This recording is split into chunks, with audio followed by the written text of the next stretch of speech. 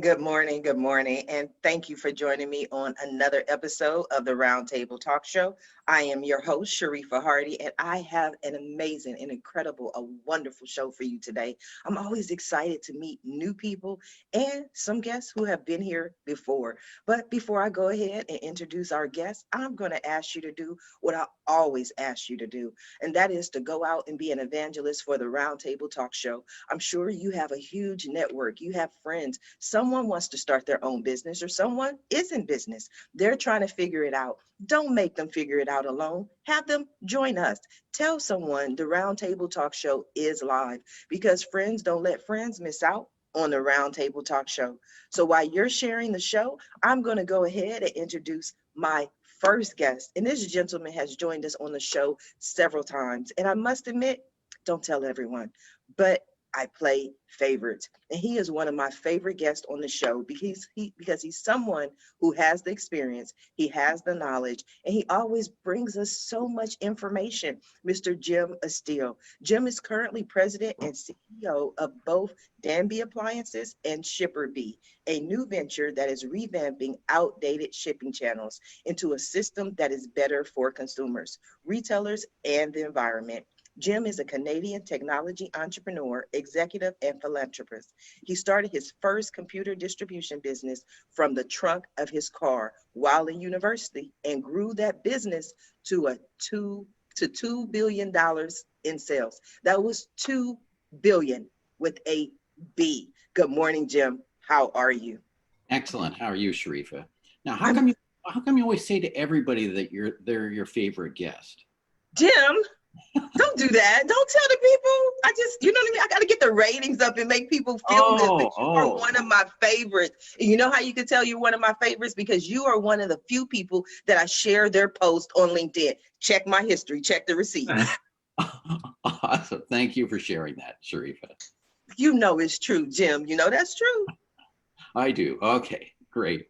Enough of the self-adulation. So tell us about you. You know what? I want to talk about Shipper Bee today. Can we do that? Because we always talk about Danby Appliances unless, you know, there's something specific you want to share. So we can definitely talk about Shipper Bee. On the appliance side, I think your listeners and viewers would be interested in, we have come up with a -80 freezer. Yes, I want to hear about that. Need -80 freezing, and we make freezers. So it's logical that we would do that. And so I can educate everybody on what they need to know about vaccines, because I'm sure that's top of mind for everybody. But yes, certainly I can talk about Shipper Bee. No. I didn't ruin your whole introduction the way you wanted to do it. But let's go back to vaccines. How do we get vaccines out of appliances? Well, the Pfizer vaccine needs to be stored at -80 degrees Celsius. That is cold. Your home freezer is at most -20 degrees at most. And vaccines need constant temperature. So you can take it out of -80 and put it in a -20 for up to 5 days, but there's a shortage of these -80 freezers. And so we are making those. And there's also a demand for the -20 freezers, but most home freezers are frost-free, which means they can't be used for virus or for vaccines, because to make a freezer frost-free, the temperature goes up and down, it fluctuates. So you can't have that fluctuation in a freezer. Now, I know most of your listeners are just home users, but I thought, you know, this is pretty topical. People want to get vaccinated, so they need to have these freezers. And it's not just us that make them. There are other companies that make them, but for us, it's a new product. Interesting. So, because you know by now I'm confused. That's why I ask a lot of questions, because it makes it seem, and I don't want to be confused nor the audience to be confused, that we're going to be having these vaccines in our refrigerators. No. But this is needed in the supply chain to get it to the clinic or the hospital. It needs to be stored in that when it's in the hospital. So it's all about the supply chain and getting it from the manufacturer to you. You're going to go to a clinic and you're going to get it, but just do the math and figure out how many places this needs, and how valuable the vaccine is. It's not only the price. Can you imagine if a load of 1,000 or 10,000 vaccines got non-usable? We need every dose that we can get right now. In the medium term, we'll solve it, but short term, vaccines gold. I like that. So basically I can go into the clinic and then I can see where the vaccines are being held. And I can be like, is that a Danby appliance? That's not a Danby appliance. I don't know if I can get this vaccine. That's exactly what you do. You say, sorry, no, I'll take my chances with COVID. If it's not a Danby freezer, I'm not interested. See, I told you, you one of my favorites, Jim. I'm honest with people. I love when you're on the show. I'm going to come back to you, Jim. I want to go ahead and introduce my next guest, Mr. David Adams. David is a business owner and technology professional running a digital agency serving legal and real estate practices. At cyrusdigital.com, our goal is to better connect and strengthen relationships between professionals and the audiences they serve. When not connected, people and ideas, David is wearing a husband, dad to 2 sons, or scouting leader to many other youth. He's just recently been practicing yoga. Shout out to @DDP Yoga as an added compliment to a blessed life. Good morning, David. You also have cool hair. I wanted to go ahead and just kind of throw that in there. Well, I appreciate that. Maybe it's the benefit of the 2 sons. I'm not going to blame the wife as a husband. This is probably the 2 sons, I'm sure. No, this started when I was like 25 years old. I had this when I was 30. Wow. But listen, I appreciate you letting me jump on the show today, Sharifa. As I said, I'm with Sirius Digital, and I'm really looking forward to talking to folks. Interestingly enough, when I saw the reference to actually be a guest on the show and some of the topics, I was really excited about it. Digital marketing, I enjoy. It's kind of been a hobby and a passion I've had for the last 4 or 5 years. Just started the company this year that's dealing with it with specific clients, but I'm really excited about it. And interesting, when I saw the show, what I is some of the topics that you did, and I got a chance to kind of look at some of the back shows that you'd done before. It was going to be interesting from the fact of the timing that we're doing it, from the perspective of that, advertising was really big up into the election. I still live in Georgia, so our election's not over yet. we're still going on into January. But from the perspective of how that might relate to folks that even are in Canada, or maybe yourself out in California, or some of the other areas that some of the guests on, I think this is going to be a great discussion. I'm looking forward to it. For the folks that do watch the show today, I went ahead and hooked up off my website, https www.siriusdigital.com. If they'll just do /Sharifa, I've got a PDF that I'll definitely give to anybody that's checking out the show today. But and like I said, social media engagement, some ideas around doing that. If they've got that from a business perspective, a lot of what I deal with are either attorneys or real estate agents, but I think some of the ideas will definitely be beneficial to them as well. Is there a picture of Sharifa up there? No, but I'd be happy to put one up there. You just send me the link. I'll be glad to put one up there. I'm just giving you a hard time. I got to do that shameless self-promotion. They go, "Who is Sharifa?" Like, there she is. David, what got you into digital marketing? Why are you so passionate about it? I just had an interest in it. Like I say, from my perspective, I've always been interested in starting businesses and stuff like that, just from my past. And as the topics come up, I have a technology background.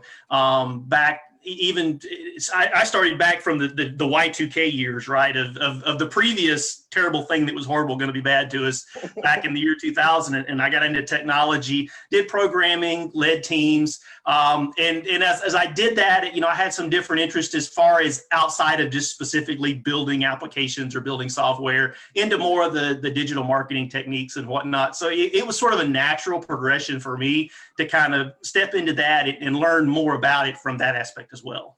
Mm-hmm. Do you feel, and this is one of the reasons why I love marketing, and a lot of people don't know this, but I actually went to college to be an accountant, right? Okay. And then I was like, oh my God, I cannot do this. I can't sit and count pennies all day in a little cubicle. So I enjoy marketing. I love the creativity of it. And one of the things that we've seen this year, especially, is creativity in our marketing.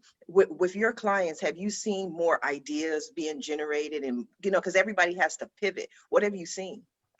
The biggest thing that I've seen is how people are trying to communicate with folks. In a lot of cases, a lot of the folks that I've dealt with and clients especially, they had the retraction idea, right? It was all of a sudden, I'm just going to kind of pull back into exactly what I know. And from my perspective, a lot of companies really struggle trying to do that. because it was, they weren't pivoting into anything different. It was just like what they were doing wasn't working. Mm-hmm. So we just got rid of it. And like I said, but I do feel that today, and as we sort of progressed in it, people have seen more. They're largely opening up to some different ideas. And I think some of the biggest challenges that folks are having today is definitely picking an idea that they want to work with and focusing on it for some period of time to actually get it in space and get it moving, as opposed to the other flip side to it, where everybody sort of got into this shiny object syndrome mode where they're just trying a little bit of everything, and really never allowed themselves to get any kind of depth where they were working. So like I said, I think the biggest challenges that business has had is either they retracted back and kind of didn't know what to do, or they just kind of sort of took this world of, I'm going to try everything for 3 or 4 months, and largely spent a lot of their time and effort and energy on a lot of things that really didn't get them a lot of the results they wanted. We're going to talk about that, David. I'm going to go ahead and introduce my next guest, and then I will be back to you. I want to introduce Mr. Jeffrey Hayzlett.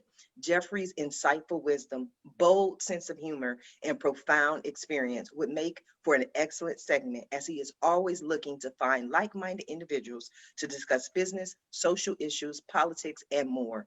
He loves to talk about important issues and learn from other keynote speakers by getting their point of view. Good morning, Jeffrey. How are you? Good morning, and good to be here. Thanks for having me with this very illustrious panel.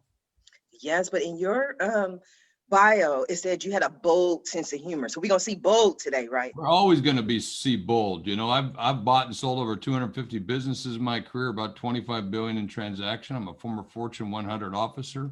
I'm a former chief of staff of the United States Senate and the House, so know all about politics. And then you sit there and look at it. As I've said, I've bought and sold over 250 businesses in my career, and now represent the C-suite network. But I've also, been a host on my own television show on Bloomberg. And to make this interesting and more dicey, I used to be a judge on Celebrity Apprentice for 3 years with our now President Trump. So there you go. We're going to have some fun today. So, but yeah, so saddle up. Let's go, Sharif. Let's go. Where's your phone, Jeff?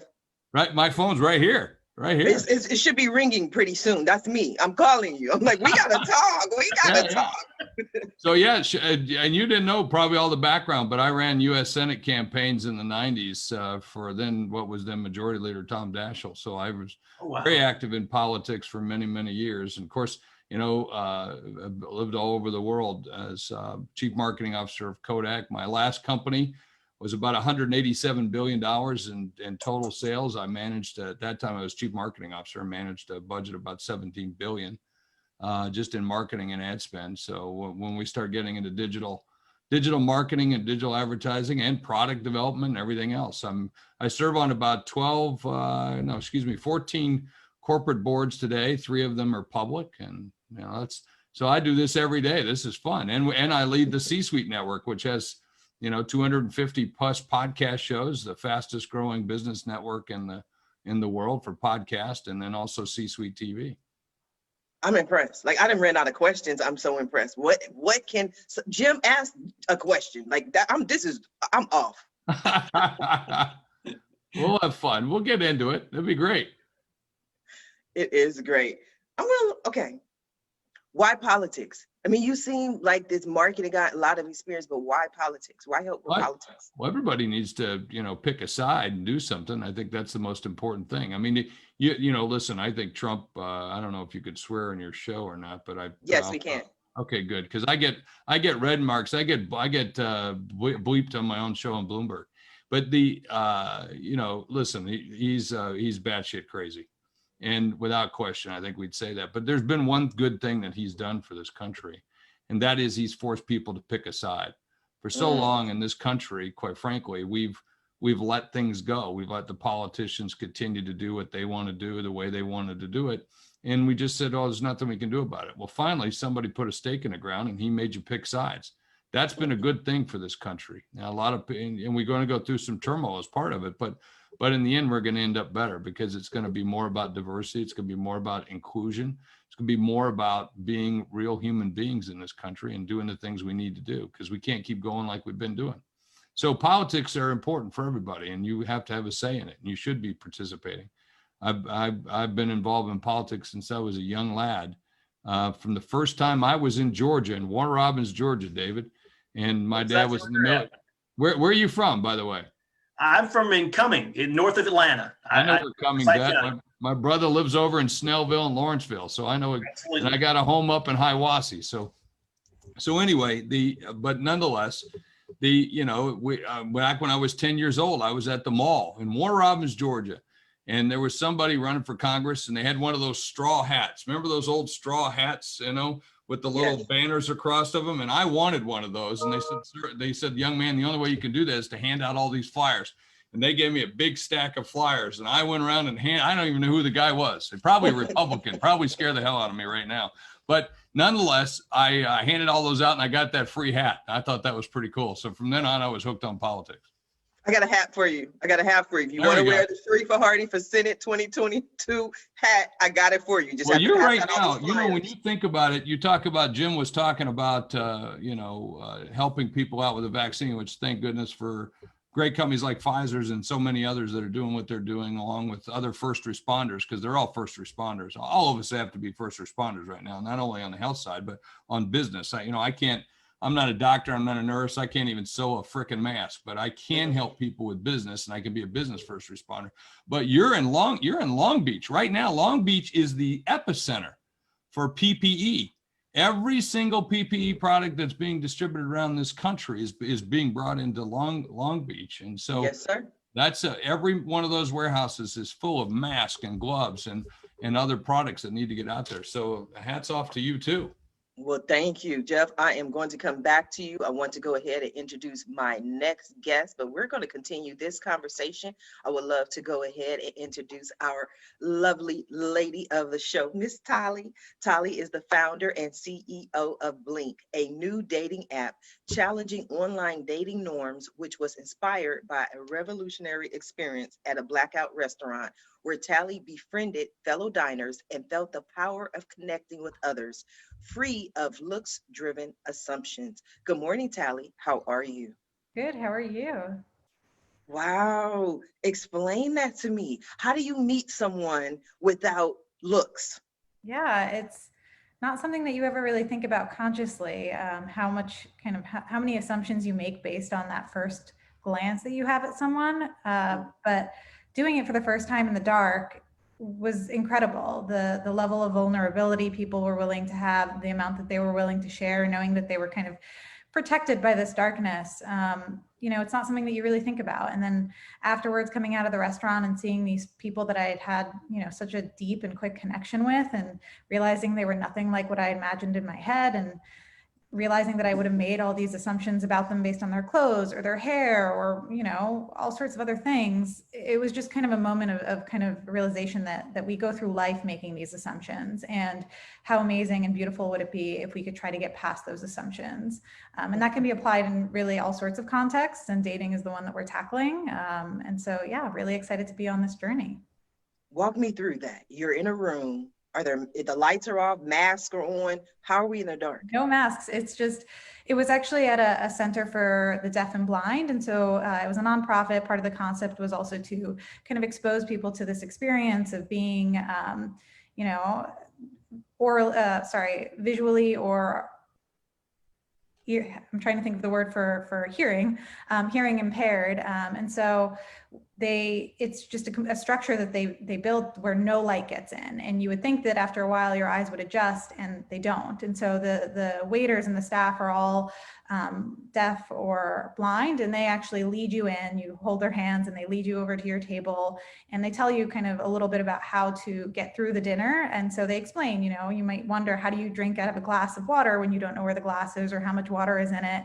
And so they tell you, your glass is on your right and you can feel for it. And, one way that we use to kind of determine how much water is in the cup is you kind of use your finger a little bit, and you kind of learn, I have to detect how much weight am I picking up when I pick up the cup, or you never really think about it when you're eating, but you don't wonder, does my fork have something on it?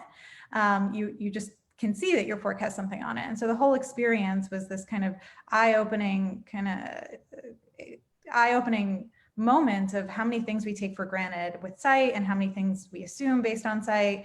And so, yeah, the whole thing was really beautiful. And if I could recommend it, I would. I don't know how many blackout restaurants there are. This was in Israel, but it's a really special experience. And I think there are some restaurants in the States that do it with a blindfold, which I think is just a little bit different, but this was no blindfold. It was just a building that they really outfitted for this purpose. Okay. So just like earlier with Jim, I get confused very easily. So I want to make sure I understand you correctly. So not only can I not see anything, but I'm trying to hold a conversation with a new man, trying to figure out if we're compatible all simultaneously. Well, so are you talking about the experience I went through, or the experience The we're building? dating experience. So the dating experience will actually be via an app. The concept was originally born for live blind dates, literal blind dates. But with COVID, we pivoted a little bit and are now doing an app-based version. And so it's a two-part process. Folks will have a virtual blind date via the app, which is kind of like a phone call. And then separate and apart, since we know love is not blind and we are not trying to make people fall in love with someone that they're just not attracted to, there is a component that we call a glance. But the photo that you see, it's not like a typical dating app. It's a single photo. You don't see a name. You don't see a profile. It's just one photo to say, like, would I be interested in this person or not? And if you match based on your conversation, which is really that important part, that chemistry that you have during a conversation, and that glance, then you have a connection and continue the conversation online until you're ready to go offline, which we obviously encourage, but whenever you feel ready. I gotta think that one through.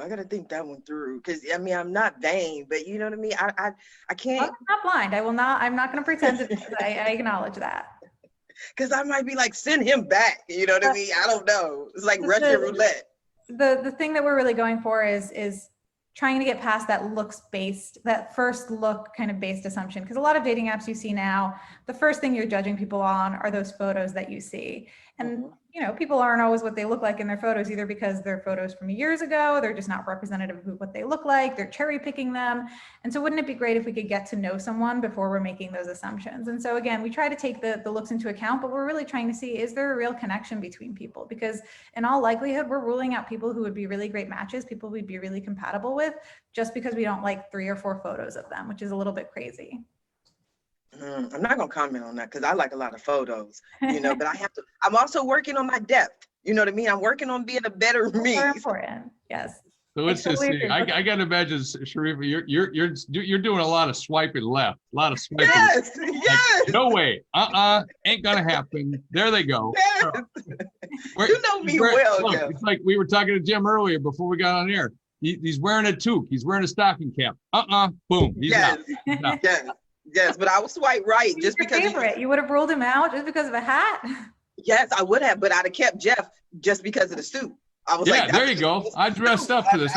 I'm even wearing pants today. I just want you to know that. So that's a swipe right there. He's wearing pants. That's what I said. And David has that cool hair. I'd be like, let me talk to him. That hair works for me. I got to ask Taly. Can I ask this question? I'm just jumping in. You put the quarter in, you go for the full ride. Let's have some fun. I'm actually somewhat, because of the TV that I do, and I'm very public in my life, 1 million followers, those kinds of things. And I've actually had my profile stolen, my picture stolen. Oh, wow. Yes. And now I'm on dating apps all over the world. I guess I'm trending on Grindr right now, but which is interesting. But I'm married, been married for 40 years, but I have all these people. And I recently did a BBC segment where a woman was actually cheated out of like $500,000 using my photos, where she fell in love with what she thought was me and gave money to someone. So I appreciate you saying, hey, until they're ready. I think that's wonderful that you're trying to help people, educate them that have to be very careful with these. These are very sophisticated people who are taking advantage of people who just want love in their life. And it's a really tough thing. And That you know, is- the internet makes it really hard to get rid of people who are going to catfish you and cheat you. But there is an element of additional labor in having a virtual blind speed date via phone call. It's got to be a real human that you're talking to, unless somebody's created a really, really fancy robot. And the photo component, you know, I think a lot of dating apps are really combating this, and there are all sorts of ways that they're trying to kind of add a verification element. You know, one of the first things that we're hoping to do is add selfie verification, where, you know, we do have that one photo, and so now you have to take a live selfie and we can match and make sure that those are the same. And so all sorts of mechanisms to try to combat it. And also, you know, there are a lot of small companies now that are doing like you can add like a health badge to show that you've been tested for XYZ. It doesn't tell you what the results are, but it, you know, then you know that this other company has actually checked your ID and your medical records, and they can, you know, vouch for the fact that you're COVID negative or what have you based on your, you know, most Or recent STDs or whatever. It's the or STDs too, right? yeah. I'm sure it's part of And that. so adding kind of an integration that Different surfaces world. that information, while you don't actually, again, see the results of that information in a dating app, you're able to know that you're talking to a real human and that they've been verified in various ways. And so that's definitely something we're cognizant of, and trying to add that extra layer of protection for people. That is powerful, Taly. I am going to come back to you. I want to go ahead and introduce Yeah. our next guest, Mr. Jose Victor Castellanos.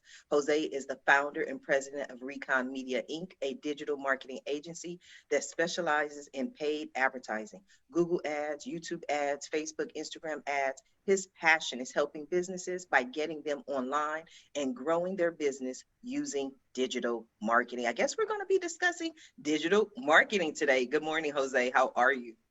Good. Thank you for having me. Good morning. Yeah, my company is Recon Media Inc. And I've actually been doing digital marketing now about 10 years, actually. So I've been doing this quite a little while. But as an agency, we focus in on paid advertising for our clients, which are mostly local businesses. And the reason for that is that we focus on ROI. So we're very focused on return on investment to make sure that our clients are not just investing in marketing, but they're all actually getting a return on their marketing dollars.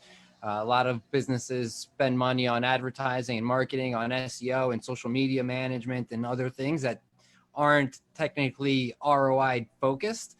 And as an agency, we've noticed over the years that our clients, local business owners, are focused on a return, right? They're looking on getting that next client. They're not looking on building a huge brand because they're small, they're local, they're trying to just build their presence, but they also need to get those clients immediately coming in. So that's why we focus on those areas. Okay, so Jose, we're gonna need your help today. We're gonna need you to dig deep, right? Because we have to help the world be a better place. We need people to put their looks aside, right? And go to the heart, to the emotions. How are we gonna get Taly out there? Tell me. So a big thing right now is, you know, obviously social media and, you know, just connecting with people. So a big thing that we try to also focus with our clients is it's not about just, you know, trying to tell people, hey, come and, you know, sign up for our app. We're the best dating app in the world. But it's about educating people about why we're different, what sets us apart, why the competition, what our mission is, right? Like for Taly, that's very much, you know, about the mission and why behind it is something that you'd really want to share. So a lot of it, you know, storytelling is very popular. You know, making sure that you tell exactly who you are, what you do, and why you do it. Mm-hmm.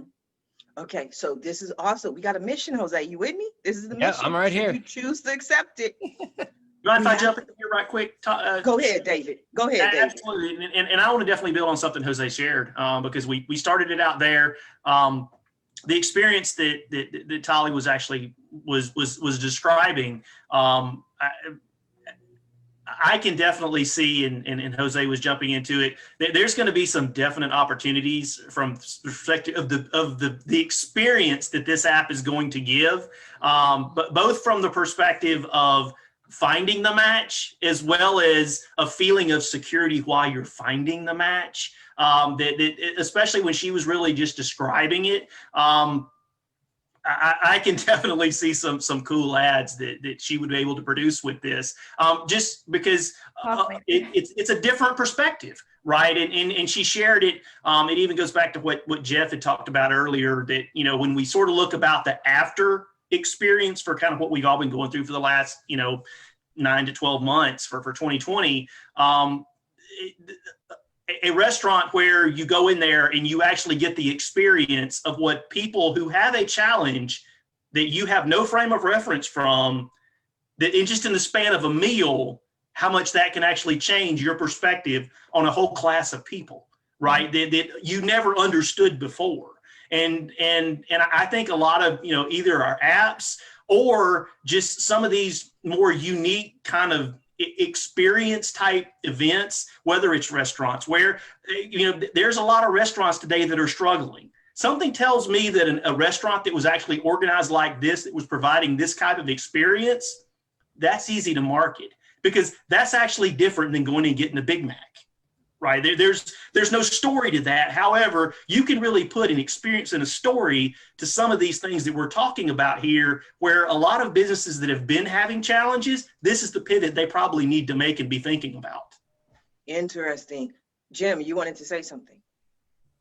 Well, no, I was just on the dating thing. What I would worry about is, do you end up getting more ugly people because they know they're not going to be seen, and maybe that's okay, because maybe after the people get to know them, then they see through the ugliness, or maybe Everyone's beautiful to someone, I will Thank say. you, Taly. But a lot of dating apps, they're only serving people who are super attractive or super photogenic, when really most of us are just normal. And I wouldn't say that anyone is ugly. And so really, I think folks are just looking for their person. They're not necessarily looking for a 10, So this isn't a dating app. There are a ton of dating apps, and there's a reason that there are so many. There's one for everyone, and we're not the app for somebody who's just looking for, arm candy with no real connection. But we're the app for people who want to find a real partner, somebody that they can connect with and have conversations with, and where there's something more than just, physical attraction. And scientifically, psychologically, attraction builds as you develop deeper connections with people. And dating apps right now, they don't really serve that purpose. They don't really allow people to make those genuine kind of human connections with people. And so that's what we're really going for. Yes, because what happens is people steal 10s like Jeff, and they pretend. Everybody's a 10 to somebody. That's the cool thing. And you got to find the right kinds of people. Because I look at some people, and just if you look on looks alone, let's be real blunt. I'll see a gal who I think is just absolutely drop dead with this guy, and I'm going, what does he have? Right. Well, there's something there. Now, maybe, and a lot of us would say, oh, it's probably money, but right off the bat. But no, but there's the right 10 for everybody. And I think that's cool. Just like there's no such thing as an ugly baby. Really, truly. I've seen some babies. Yeah. So there's something for everybody on that side. You talk, David, I love and Jose, when you guys are talking about marketing right now for restaurants. I have a podcast called All Business with Jeffrey Hayzlett on C-Suite Radio, and I interviewed the founder of Meatballs out of New York, which is a pretty big restaurant chain. And, one of the things that was unique about what he said is that we have to always, as I've always said, change, adapt, or die in terms of our businesses. We have to continue to do it. And with all the change that we're seeing right now, days have become weeks, weeks have become months, months have become years. You have to move, and you have to move fast and decisively. So a lot of restaurants, in terms of repositioning, one of the best things they can do is look for foods that have traveled well or will travel well.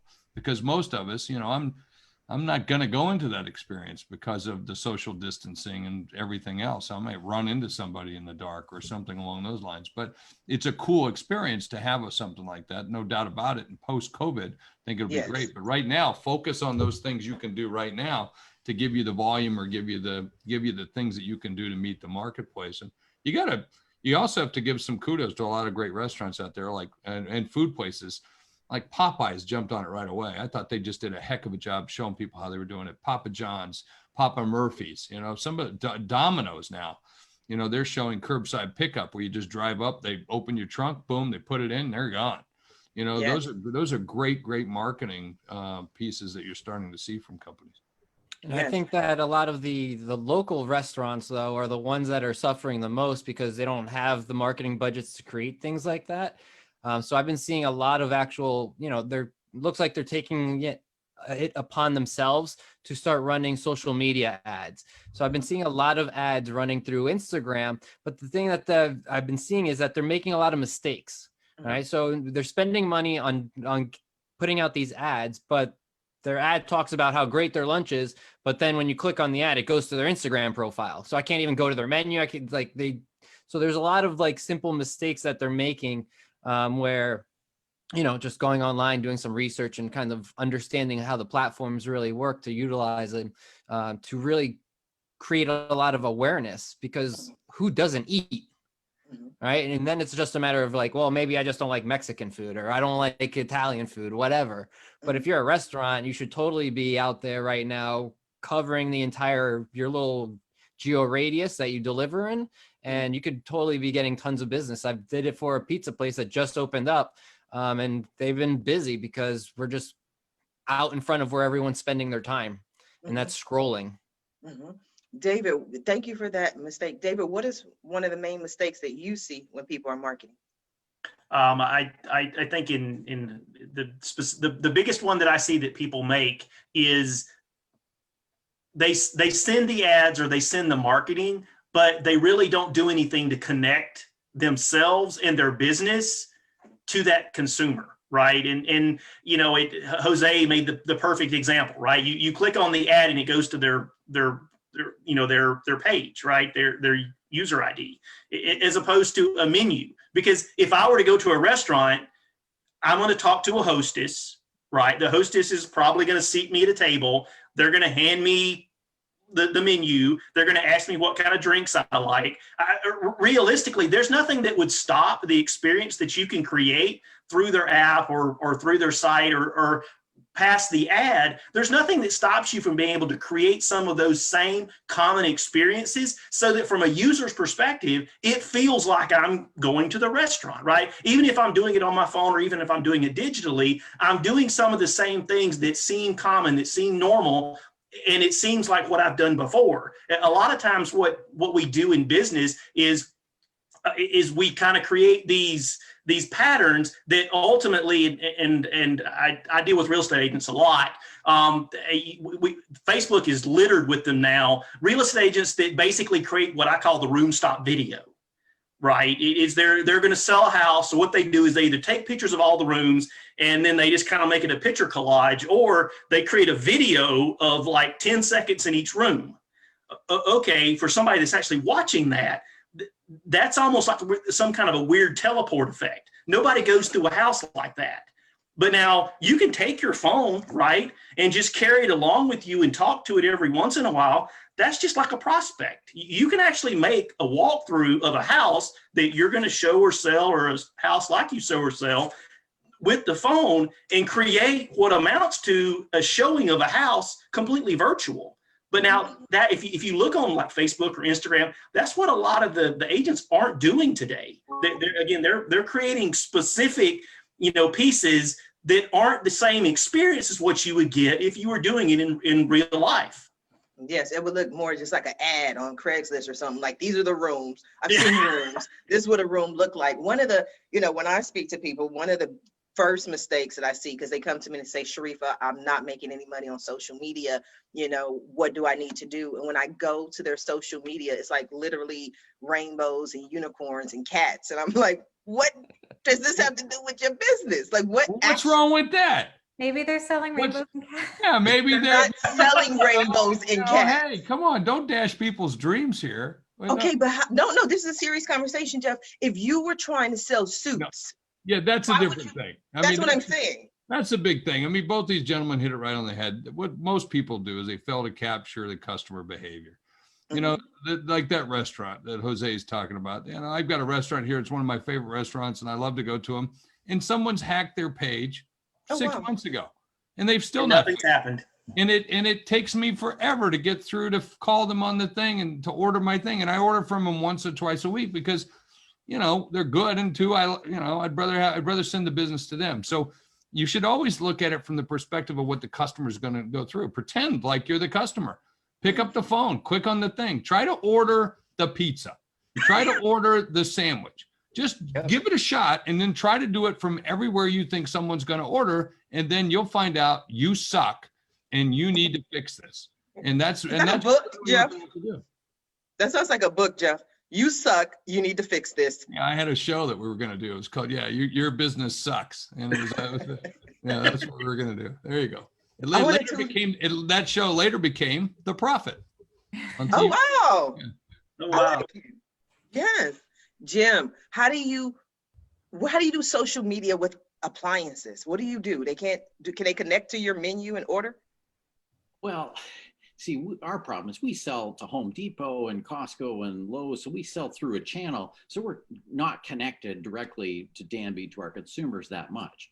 But what we do is we do send out articles of interest. If you're connected to me on LinkedIn, you see, and what is that? A lot of it's quotes from famous people. It's links to things that might be of interest. So what I always say in social media is 80 or 90% of it is to the value of the reader. 10% is to my value. So I, once every 10 LinkedIn updates, I say, we have this new product, buy your Danby wine cooler or something. But 9 out of 10 things I'm sending is for your benefit. And that's why you stay connected, because I'm not advertorializing every time you talk to me.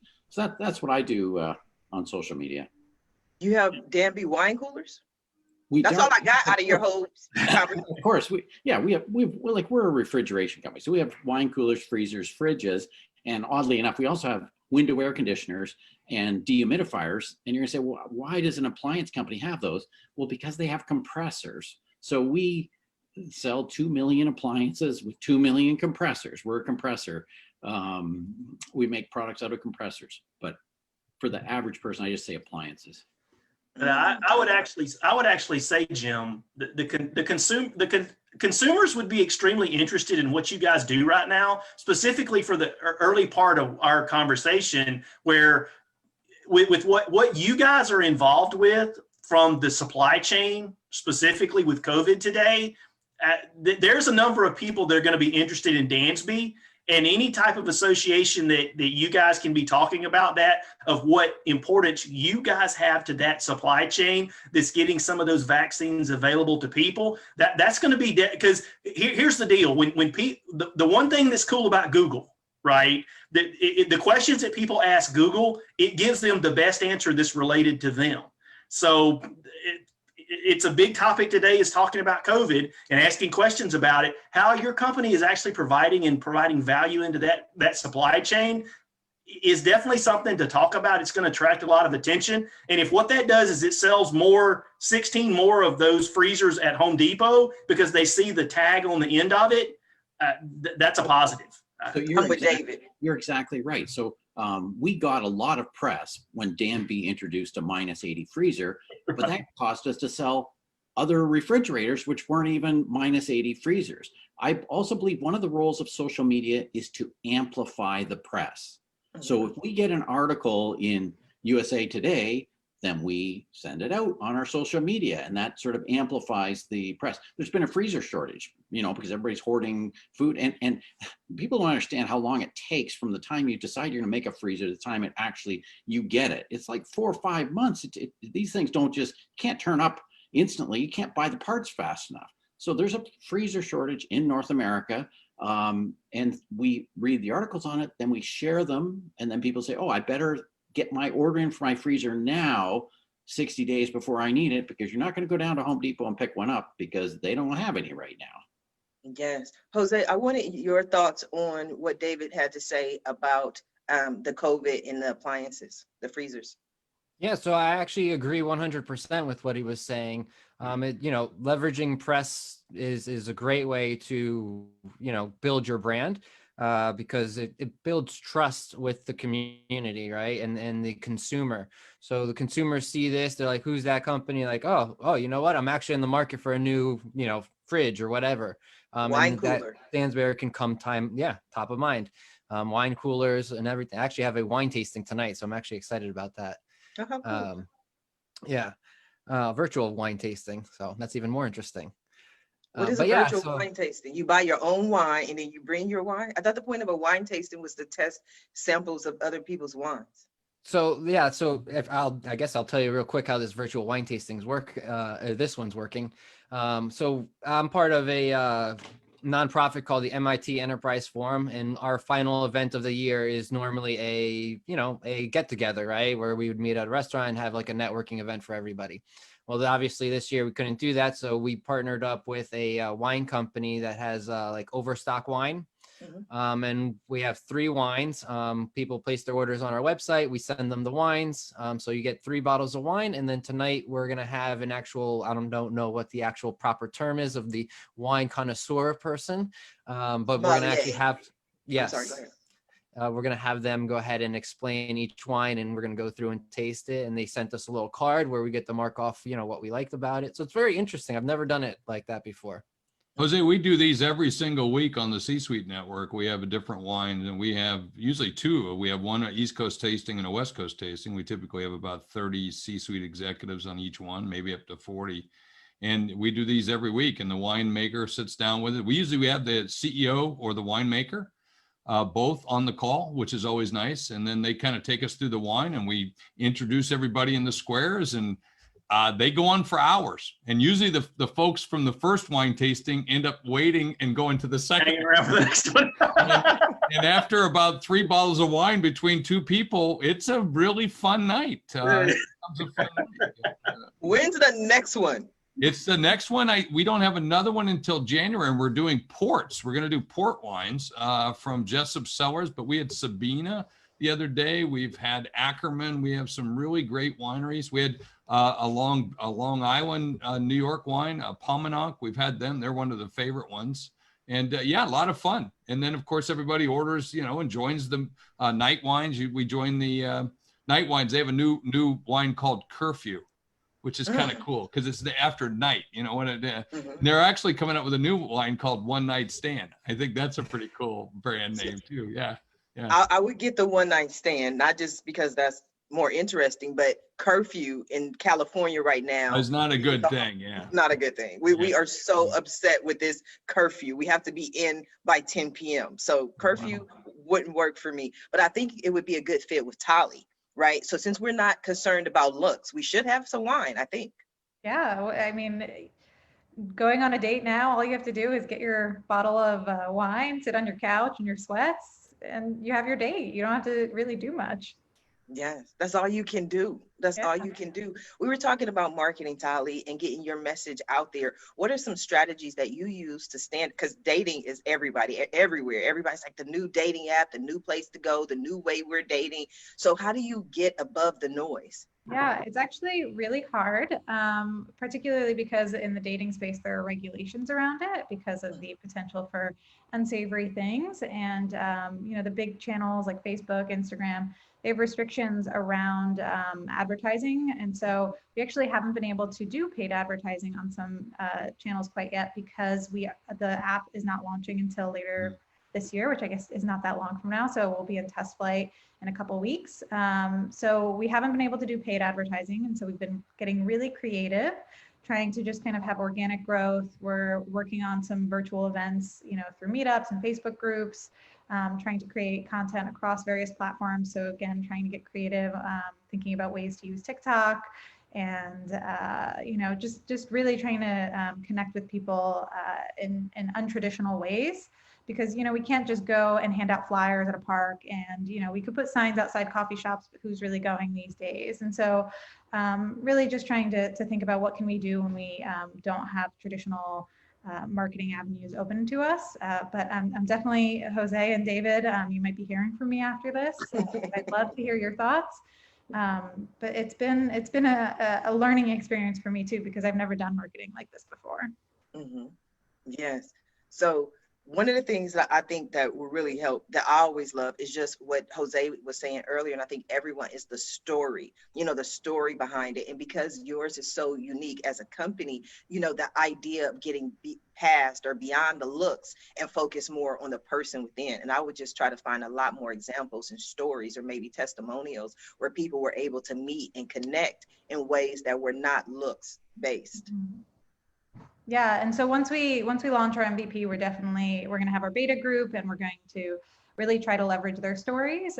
But with the dating app, it's a two-sided marketplace, and you need a volume of users to really create those matches and connections. And so it's a unique challenge to build that kind of core, that first starting kind of user base, and then growing from there, because that's the hardest part, getting the initial set of users. And so And hoping can that it once be we a have that, we'll struggle have because those they stories. say, I'm sorry, I didn't mean to cut you off, but it could be a struggle because so often you may be able to get the men and not the women, or vice versa, and then Exactly. they don't have anyone on the platform, so you have to have a balance. Yep. So that's the challenge we're facing now. But I'm really I guess what I'm looking forward to, and the kind of signal of success I'm looking forward to, is the first story of someone meeting on the app and being able to kind of go offline and have a relationship. So that's what that's the dream I'm working towards today, the small step to the larger goal. And yeah, we'll see how it goes. Okay, so I'm gonna help you out. I'm gonna help you out, Taly. I'm gonna help you. I'm gonna take one for the team. This is what I need you to do.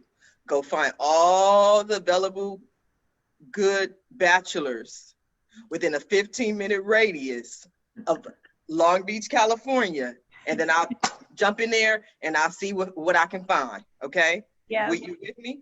Yes, I'm with you. Okay, but they have to. Okay, but I gotta be clear.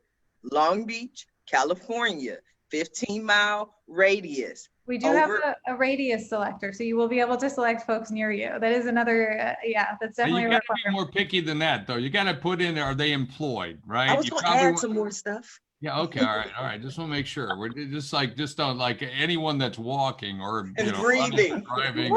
Jeff, I'm going to challenge you for a second, because somebody who might have been employed, 8 months ago might have lost their job, and that doesn't mean that they're not a good match for you. So just because they're not employed. But I doesn't- also know, yeah. Well, but let's be clear. She Yes. doesn't listen. We Yes. got to raise the bar here. Yes. Go, Jeff. If they don't have 6-7 figures behind that name on a salary or net worth, she's not interested. I'm repping her right now. Yes, he I is. just want to make sure. In fact, just send the names to me. Let me look them over first. There you go. Yes. Yeah, you can help. Yes. That's gonna be a new show, Jeff. We're gonna do a new kind of. That's right. Got a new job, Jeff. Yeah, Yes. it's like that. It's like from the Seinfelds. There's only so many dates, so many sponges, so many whatever. It's got to, we want to make sure they're worthy, right? Yes, I agree, and wholeheartedly. And I always talk about this with my friends. Anyway, I have this kind of idea, right? 3 things. A person needs to either have, a job, a car, or a house. Like maybe you go through hard times and you don't have 1 out of 3, right? 1, and you haven't had it temporarily, but you got to have a job, a car, and a house before anything else. So I'm with you.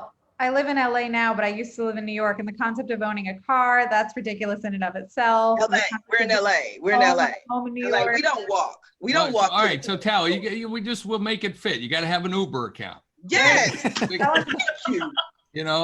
Uber Pass. If you got a Black American 4-star Express, rating, boom, right? You you're gotta way have up there. rating. You went right to the top of the list. So there's lots of factors we can put on there. Showering's important. That's a Yes. We gonna do I agree this, with. Jeff. We gonna talk seriously, Jeff. You and I, because I have to expand, and I'm looking to get married, settle down, and have someone contain all this crazy. Sorry, David. Absolutely. You're actually talking to somebody really good with Jeff. He's been married for 40 years, right? I've been married for 40 years. Here's the deal, right? Somebody who has what you want, talk to them and do what they do so you'll get what they have, right? I think there was a guy that wrote a bunch of books that started talked about that. But Yes. Well, You're but the talking about somebody problem, with David, if you use me as the barometer, see, I know me, I wouldn't be married to me. Exactly. Okay, but then I don't want to talk to you. I want to talk to the missus. Can I talk to her? Oh, absolutely. She says our 40 years has been the best 11 non-consecutive years of her life. I can tell you that right now. So there.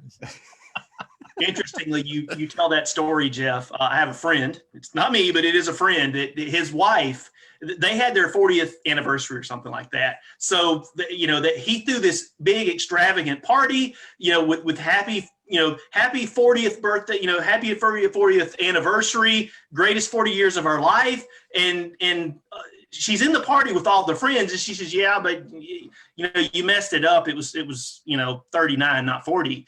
In front of everybody. Now, to know the couple, she's extremely quiet and reserved, and he's somewhat gregarious like me. But it's really only 39. And she says, "Hun, we've been married for 40. Maybe you forgot." And her joke was, "Well, yeah, we were, but the first one wasn't that good." And basically just dropped that on the entire crowd.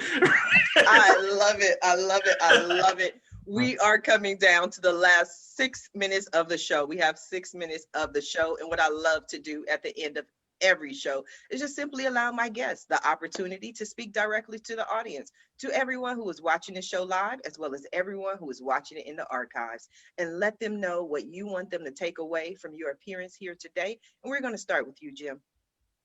Well, the obvious takeaway is you need to go buy a Danby wine cooler. I think we've got that because we're talking about Danby, or you can buy a fridge or freezer. And other than that, you have to listen to Ask Sharifa every time it comes on. Thank you, Jim. I'll pass it back. Thank you, Jim. Need that wine cooler for my date. Taly, what do you have for us?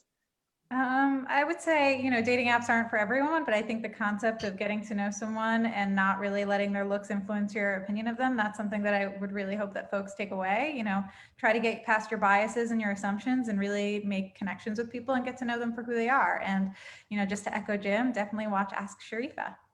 Oh, that's so wonderful. Thank you. What a wonderful show. Jose, what do you have for us? Just to all the listeners and viewers out there that are business owners, to really embrace digital marketing, as it's really not going anywhere. And it's, get in front of people where they are, where they're spending their time. And if you're looking to learn more about Facebook or Instagram advertising, I do have a free webinar that you're able to watch. If you go to josevictorcastellanos.com, so just my name.com. There's a link there for resources, and there'll be a link there for the webinar. So that'll be in there, as well as some other free resources that you can check out. So I'm always happy to help out, as well as on my YouTube channel. There's tons of videos on how to do different digital marketing things. So when they go to Jose Victor Castellanos, is there a picture of Sharifa? No, but I haven't created a page just for you, though. You'll be on that page. Oh, okay. I was just wondering. I was just asking, you know what I mean? I didn't want to push or pry, but I'm. No, don't worry. When I create a page with, / Sharifa, it's going to have your face on it. I'm not going to do what David did. I'm going to make sure it has your picture on there. Thank you, Jose. Don't be a David. David, talk to us. Listen, it was great, Sharifa, to be on the show today. I want to thank all the viewers that are going to be checking this out and the time that we got to spend. And also, I want to thank the other 5 guests here, or 4 guests and yourself. This has been a great experience. And like I said, I kind of feel like I've found 5 new friends. And realistically, all of these types of experiences, that's what it is, right? It is being able to make these connections with folks. If folks, that are in the real estate space or attorneys or whatnot, mortgage brokers, whatnot, definitely seriousdigital.com. Come check me out.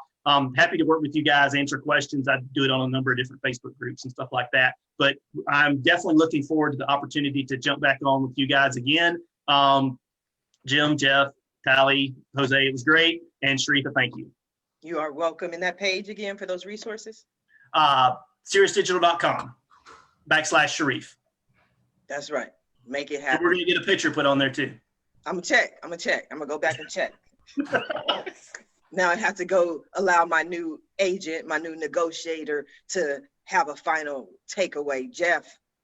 Hey, thank you so much. And it's been a pleasure being with everybody today. And I thank you very much. It's always a great chance to get together and just share. The biggest thing that most of us can do right now is get together and share, learn, cheer, as we come together. I invite anyone that wants to join us. Every Friday night, we get together with a little great event in the C-Suite Network. We hold hundreds of events online, as well as our content on C-Suite Radio, C-Suite TV. But if you'd like to come and join us for our celebration on Friday, we're actually going to be doing a holiday party. We'd love to have you.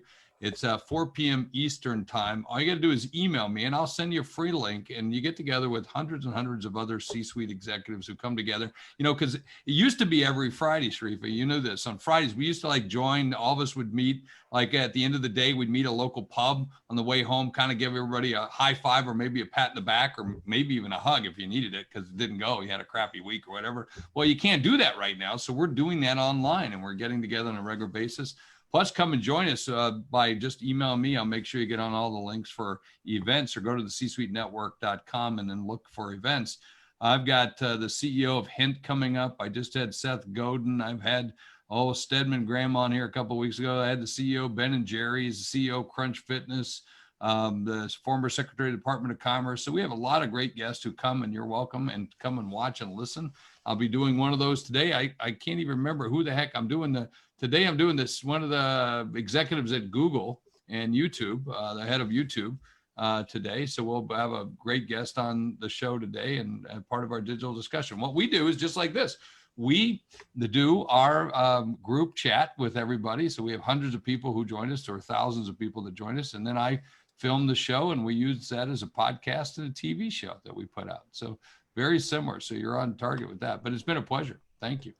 Thank you, Jeff. I'll be sending that email, making that phone call immediately after the show. But I just want to thank you all for being a guest on today's episode of the Roundtable Talk Show. And I especially want to thank everyone who tuned in to watch this show live, as well as everyone who is watching it in the archives. Just because you didn't catch the live show does not mean you're not important. We still need your help. We still need your support. Please go ahead and share the show. But please don't just watch the show. Don't just share the show. Please support our guests. Our guests are here with you this morning to provide you all the information, guidance, resources, and strategies that you need, not only for your life and your business. So please support them. Their websites are in the Facebook post. Please follow them on social media, reach out to them, send them an email. And when you connect, please let them know Sharifa Hardy says hi.